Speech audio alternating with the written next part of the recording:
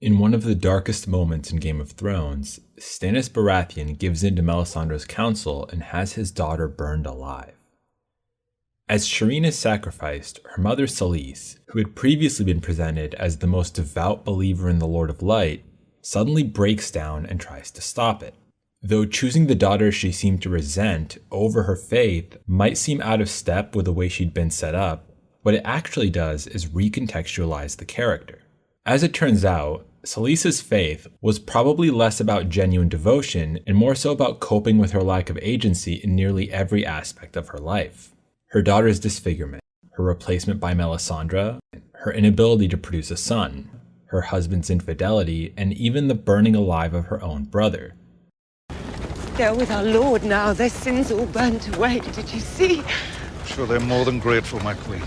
Selyse used religion to rationalize each of these traumas as the will of a higher power, till she was presented with a trauma which she could no longer rationalize. The point is that sometimes an action which appears out of character is actually meant to reframe what we thought we understood. Now let's talk about Dany. One of the most disputed scenes of the final season is Dany burning down King's Landing after the Bells of Surrender. Considered by many to be badly set up, this twist has even led to the slogan, "Foreshadowing is not character development." Inspired by the YouTube video, this premise argues that though the turn was foreshadowed, the action clashes with how Dany's character has been established up until this point. But was that really the case, or did we as an audience downplay the signs? Well, let's go through her story and try to get a sense of the lead up to Dany's big choice. If it seems I'm being really hard on Dany in this video, try to understand I'm just presenting a particular side of the character. For a broader take on the Mother of Dragons, check out some of my other videos.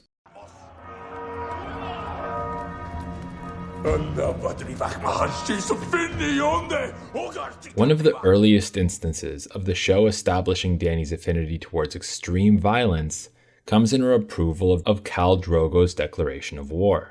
In response to an assassination attempt, her husband is finally signing on to her desire to conquer Westeros, and in doing so, vowing to lead men to murder and rape for her cause. That said, after Dany sees firsthand the horrors of the mass rape and slavery of her campaign, she quickly changes her mind about these methods, and comes to oppose them going forward.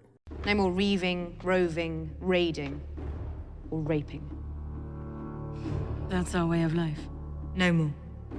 However, Daenerys still holds on to Drogo's promise, recalls it to the Dothraki in Season 6, and perhaps most importantly, she never stops loving the mass murderer who was her husband.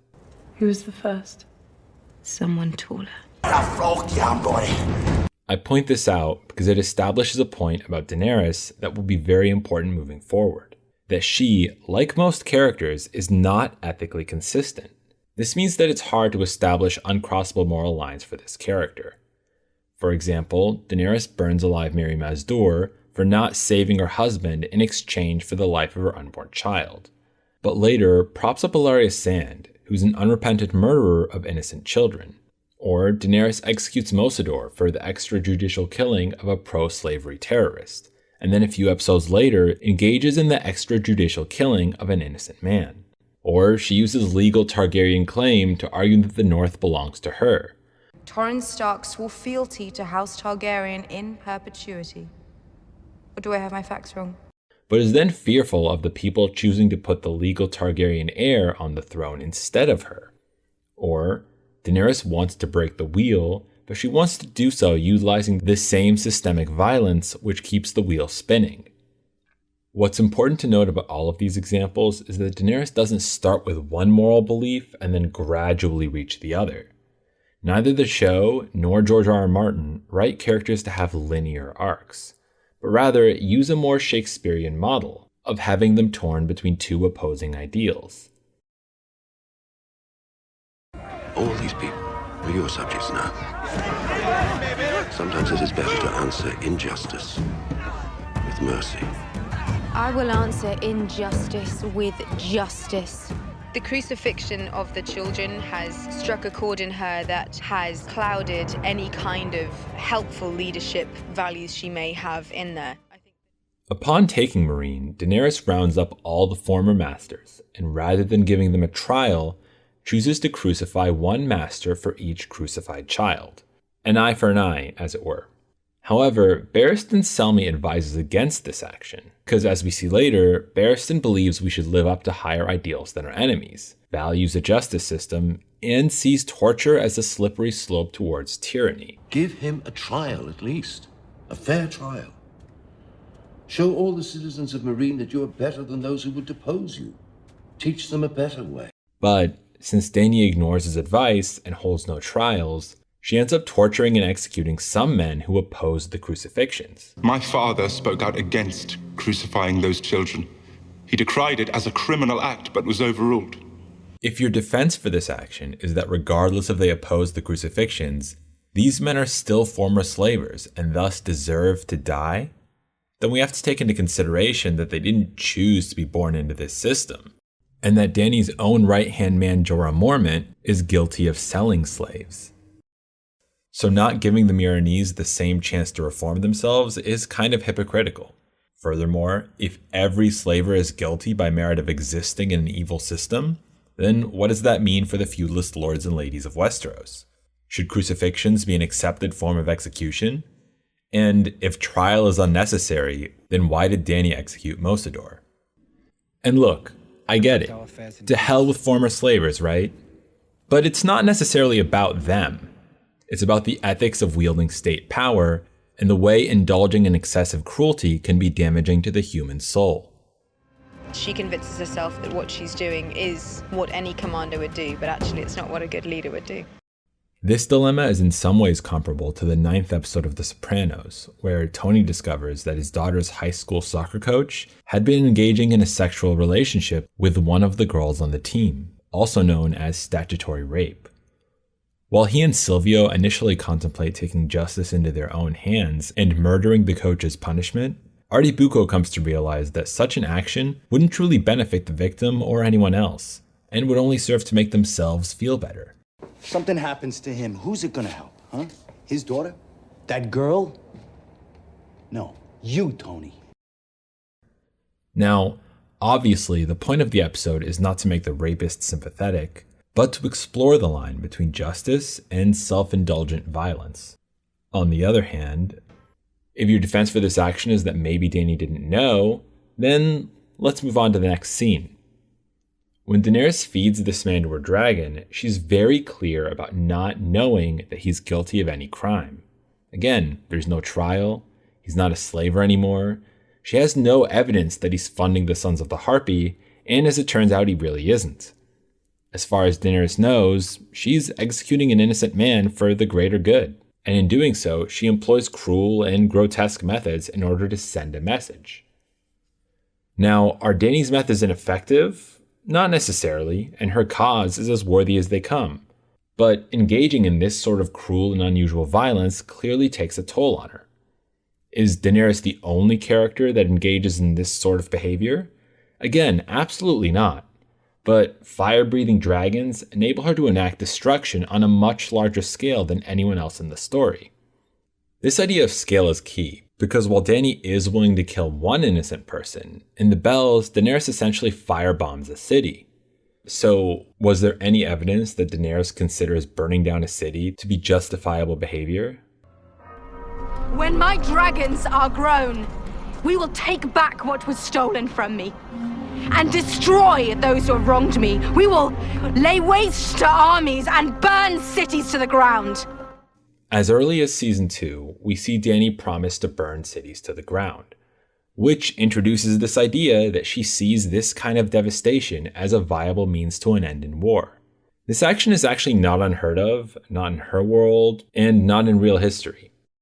You might be wondering though, did Dany mean this, or is she bluffing to get her people out of the desert?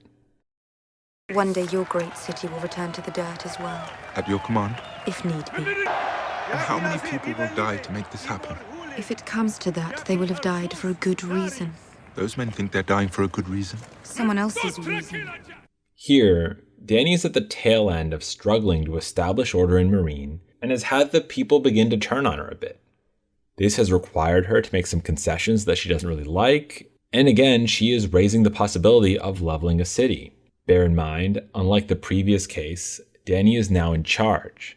Though she has a loose grip over the city, his daughter has no power over her. She's executed his father, and not unlike Joffrey with Sansa, she's even forcing him into an engagement in order to consolidate power. So, given the dynamics here, can we really say that her threats are a bluff to avert violence? Do we have a plan? I will crucify the masters. I will set their fleets afire, kill every last one of their soldiers, and return their cities to the dirt. That is my plan. Now, if you thought she was bluffing in order to avoid bloodshed before, this scene shows that that really wasn't the case. Here, Dany is running her plan to level cities by Tyrion, so she isn't threatening anyone to avert anything. This time, it's definitively something that she actually wants to do, and Tyrion is urging her against it. Too easily, words of war become acts of war. Of course, you can assume that her intentions are good. After all, she wants to end slavery. But bear in mind that the cities of Astapor, Yunkai, and Volantis are filled with innocent slaves who would also die if she were to carry out this plan. Not to mention that children of the slaver class would also surely die. Which war was won without deceit and mass murder? What these scenes establish is that while Daenerys cares for the common people and doesn't want to see them hurt, she also holds this contradictory belief that sometimes innocents must die for the greater good. Which is likely why the script for the bells contains the line, "Oh, blood will out," an overt reference to the Robert Frost poem, The Flood, about the inevitable bloodshed that comes from weapons of war and implements of peace. This is entirely different. We're talking about destroying cities. It's not entirely different. Daenerys is not a character on a linear arc where she starts out good and becomes evil, or starts benevolent and becomes tyrannical. Instead, she's a person who wants to create peace yet finds satisfaction in violence, a demonstration of how good and evil can exist simultaneously within one individual. Will you take a bit of advice from an old woman? Peace never lasts, my dear. You're a dragon. Be a dragon.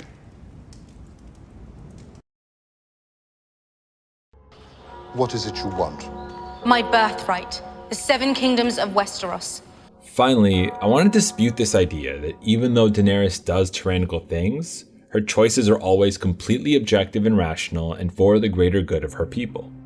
I'm going to break the wheel. Now, Dany's mission from Season 5 onward is defined as breaking the wheel. While we never get a clear definition of what exactly this means, we get the sense that it involves liberating the people of Westeros from the cycle of feudalist wars which have been plaguing the continent. The first hypocrisy here lies in that Dany intends to attain this utopian peace through exceptionally violent means. I am Daenerys Stormborn of the blood of old Valyria, and I will take what is mine. With fire and blood, I will take it. It's also important to note that Dany begins her crusade to conquer Westeros before she has any of this break-the-wheel ideology. Initially, her goal of taking the Iron Throne was about avenging her family and claiming her feudal rights. Meanwhile, her liberation campaign just so happens to align with her imperial desires. I was born to rule the 7 kingdoms. And I will. And here's the thing. It's not a linear arc where Dany starts with her more selfish drive and then abandons it for breaking the wheel. Rather, Dany holds the two ideals simultaneously. She wants to liberate the common people, but then just like any tyrant, she also wants to claim her rightful place at the top of the system. This conflict between dual motivation is so important because it highlights the essence of the story, which is the human heart in conflict with itself. You didn't do it because you cared about my atonement. You did it because it felt good. Dany's choices always have rationale, but objective rationale is not always what drives them. She burns Mary Mazdur alive, maybe because she considers it justice for the crime of murder, but also because she wants revenge for her husband and unborn son. She feeds an innocent man to her dragon, maybe as a strategic move to intimidate potential opposition, but mostly because she's angry over the death of Barristan Selmy. Like Cersei, there's an element of personal catharsis that comes from giving her enemies the punishment she thinks they deserve. The Mad King gave his enemies the justice he thought they deserved. and each time it made him feel powerful and right. Until the very end. So, in the end, she chooses to lay waste to King's Landing because she feels the need to strike fear into the hearts of any potential opposition. Let it be fear. But also because she feels rejected and betrayed, and because so many choices have been taken away from her. All of this clouds her rationale, and brings her to finally act on her worst impulses. Not because she has to, but because she wants to. How many men did your army kill taking Winterfell back from the Boltons? Thousands. One of the core tenets of Dany's story is how it pushes the audience to rationalize her problematic behaviors. Typically, this involves people employing whataboutism by citing actions taken by other characters to excuse Dany's tyrannical methods, or insisting that any violence she engages in is for the greater good, or ignoring the way she buys into the cult of personality which develops around her. I'm here to free the world from tyrants. That is my destiny. In doing so, we turn a blind eye to the elements of Dany's campaign which are neither necessary nor constructive. To quote the books, she had them nailed to wooden posts around the plaza. Each man was pointing at the next. The anger was fierce and hot inside her when she gave the command. It made her feel like an avenging dragon. But later, when she passed the men dying on the posts, when she heard their moans and smelled their bowels and blood, Dany put the glass aside, frowning. It was just. It was. I did it for the children.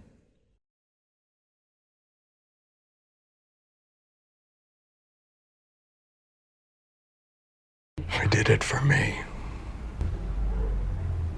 I liked it. I was good at it. This is similar to how a show like Breaking Bad lures the audience to root for its antihero and accept his altruistic rationalizations for what is ultimately selfish violence. The big difference being that while Walt is a meth dealer whose arc is established as Breaking Bad by the show's title, Dany starts out a victim, dismantles evil systems, and has a classically heroic presentation.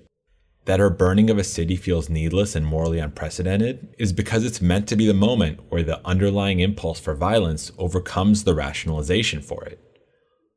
While many insist that there's a missing link between where Dany began Season 8 and where she ends up, most of the moral lines she crosses in the Bells are lines she's crossed before.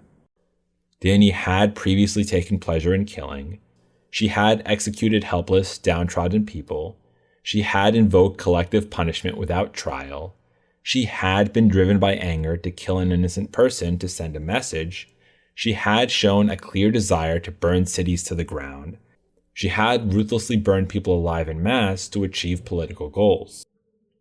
When you add all of this up and look at the detachment Dany develops towards violence, you see the ingredients are all there for her tragic fall.